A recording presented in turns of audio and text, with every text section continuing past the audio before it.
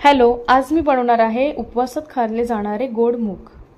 चला तर रेसिपी बघूयात। त्यासाठी मी मूग स्वच्छ धुवून भिजत घातले आहेत।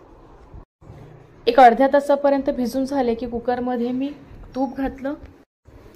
तूप चांगलं मेल्ट झाल्यानंतर त्यामध्ये मी हे गोड मूग ऍड केलेत। आगरी कोळी समाजात खाल्ले जाणारे हे उपवासाचे गोड मूग अगदी स्वादिष्ट असे लागतात। आता कुकरमध्ये आपण तुपात हे छान भाजून घेऊयात। गुळातले हे मूग अगदी पौष्टिक आणि चविष्ट सुद्धा लागतात। मूग तुपामध्ये थोडेसे भाजून झाल्यानंतर आपण त्यामध्ये आता 1 ग्लास पाणी ऍड करूयात।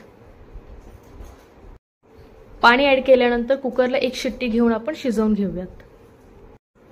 बघू शकता मूग किती छान शिजलेले आहेत।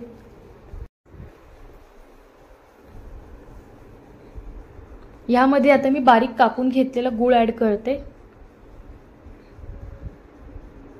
अर्धा पाव मूग घेतले आहेत आणि त्यासाठी मी 1 वाटी गूळ वापरते। गूळ चांगलं मेल्ट होईपर्यंत आपण छान परतून घेऊयात। त्यानंतर मी यामध्ये ऍड करते 1 चमचा वेलची पावडर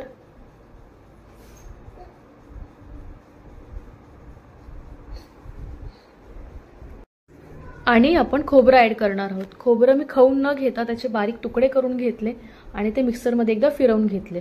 छान असा बारीक खोबऱ्याचा किस तयार झालाय। खोबऱ्याचा किस घातल्याने खूपच छान चव येते। त्यासोबतच मी एकीकडे ड्रायफ्रूट्स छान बारीक तुकडे करून घेते। बारीक केलेले ड्रायफ्रूट्स आपण यामध्ये ऍड करूयात। मूग सुद्धा आपले छान शिजलेले आहेत आणि गूळ सुद्धा मस्त मेल्ट झालाय। असे आपले हे उपवासासाठी खाणारे गोड मूग तयार आहेत। नक्की ट्राय करून बघा, खूपच सुंदर अशी रेसिपी लागते ही। चवीला सुद्धा छान आणि पौष्टिक सुद्धा। तुम्ही उपवासाला सुद्धा खाऊ शकता किंवा ब्रेकफास्ट मध्ये सुद्धा खाऊ शकता।